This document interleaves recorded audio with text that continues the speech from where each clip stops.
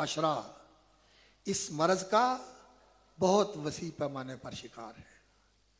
اندر دشمنیاں ہیں، عداوتیں ہیں، اور یہ ہے کہ میں اس کو نقصان پہنچاؤں، اور اوپر سے بڑے میٹھے بن کے اور بڑے خیر خواہ بن کے باور کراتے ہیں کہ جی میں تو آپ کا بڑا خیر خواہ ہوں. وہ سیاست ہو، وہ قیادت ہو، وہ کاروبار ہو، ایمان کا تقاضا یہ ہے کہ انسان دوسرے کا خیر خواہ ہو، دوسرے کا بھلا سوچنے والا ہو، اس کے بارے میں دل میں کھوٹ قطعاً نہیں ہونا چاہیے، اس کی خیر خواہی ہونی چاہیے. الدین النصیحہ، الدین النصیحہ، دین خیر خواہی کا نام ہے.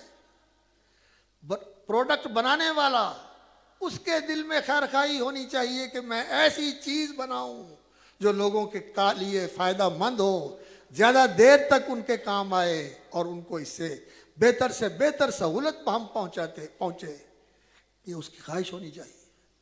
اپنا نفع بھی ٹھیک ہے وہ لے لے، اپنی محنت مزدوری بھی لے لے، اپنی ضرورتیں پوری کرنے کے لیے اپنا حصہ بھی اس میں رکھ لے، اس کی شریعت میں ممانعت نہیں کی، لیکن وہ چیز اچھی ہونی چاہیے.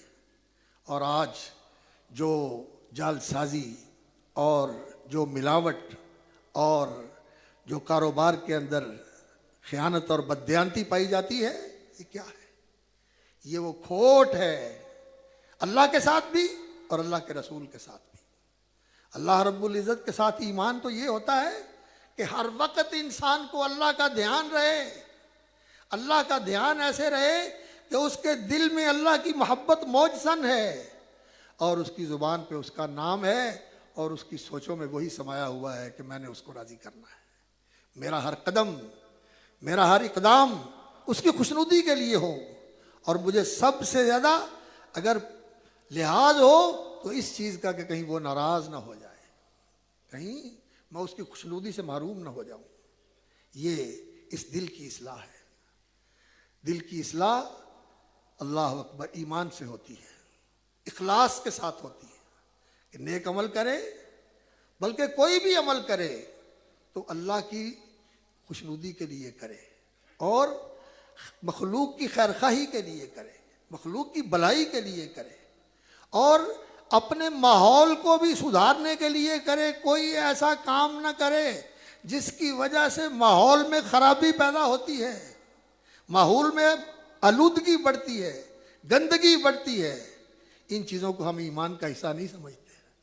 میرے بھائیوں، اس ماحول کو پاکیزہ رکھنا، اسے صاف ستھرا رکھنا، اسے صحت افزا رکھنا کہ یہ انسان کی صحت کے لیے مضر نہ بنے، یہ کارخانے دار کا بھی کام ہے، یہ گاڑی رکھنے والے کا بھی کام ہے، یہ بلڈنگ بنانے والے کا بھی کام ہے. ان چیزوں کا خیال رکھنا یہ ہمارے دین کا تقاضا ہے. ہمارے دین نے تو ہمیں ایسا طرز زندگی دیا تھا جو بہت ہی اعلیٰ اور مثالی تھا، لیکن آج لوگ ہمیں طعنہ دیتے ہیں کہ تم کیسے مسلمان ہو، کہ اسلام کے یہ اصول تو کافروں نے اپنا لیے، اور مسلمان جو ہیں وہ ان سے اس وقت تہی دامن ہیں، خالی ہاتھ ہیں، ان کے ہاں یہ چیزیں نہیں پائی جاتی. حالانکہ یہ ہمارا دین ہے، یہ ہمارا دین ہے. اللہ اکبر. کس قدر خیر خواہ تھے وہ لوگ دوسرے کے، کہ وہ سمجھتے تھے کہ دین خیر خواہی کا نام ہے.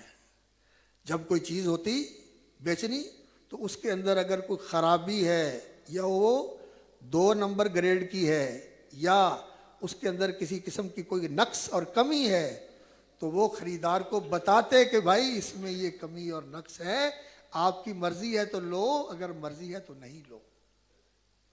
یہ خیر خواہی ہے. یہ اسلامی تجارت کا بنیادی اصول ہے.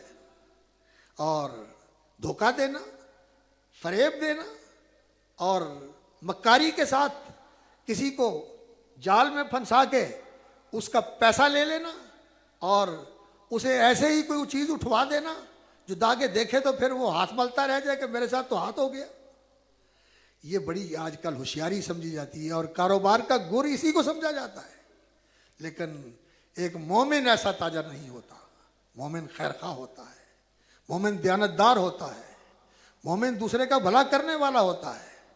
اور یہ تجارت، یہ دنیا داری نہیں ہے. خدا کی قسم، اگر دیانتدار تاجر ہو، خیر خواہی کرنے والا، تو یہ عبادت ہے، اور عبادت بھی ایسی ہے کہ رسول اللہ صلی اللہ علیہ وسلم نے فرمایا التاجر الصدوق الامین، سچ بولنے والا اور امانت دار۔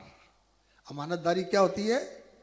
کہ جو بنایا ہے پوری ذمہ داری سے بنایا ہے، اور جو بتایا ہے بالکل ٹھیک ٹھیک بتایا ہے، اور کسی کے ساتھ فریب نہیں کیا، کسی کو دھوکہ نہیں دیا، خیر خواہی کی ہے، حق بتایا، سچ بتایا ہے۔ اللہ اکبر، یہ امانت ہوتی ہے، یہ امانت داری ہوتی ہے۔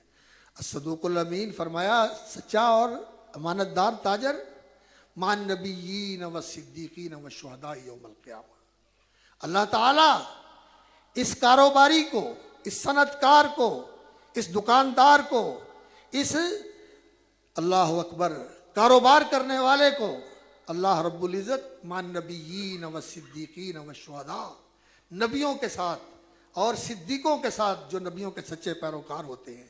اس امت کے سب سے بڑے صدیق حضرت ابوبکر رضی اللہ تعالی عنہ ہیں، اور وہی صدیق نہیں ہیں، ان کے علاوہ بھی نبی صلی اللہ علیہ وسلم نے فرمایا کہ امت کے اندر صدیق ہوں گے، لیکن وہ سارے صدیقوں کے سردار ہیں رضی اللہ تعالیٰ عنہ۔ تو اللہ تعالیٰ اس کو صدیقوں کے ساتھ کھڑا کریں گے، اور نبیوں کے ساتھ کھڑا کریں گے، اور ان لوگوں کے ساتھ کھڑا کریں گے جنہوں نے دین کے لیے گواہی دی اور اس کے لیے قربانیاں دی، اور جان اور مال اس کے لیے قربان کر دی۔ تو انسان کو اپنے دل سے اپنی اصلاح کا آغاز کرنا چاہیے، اور جب ہم سنوریں گے، ہم سدھریں گے، تو پھر اس کے بعد یہ ہماری ذمہ داری ہے کہ ہم اپنے گھر کی خبر لیں۔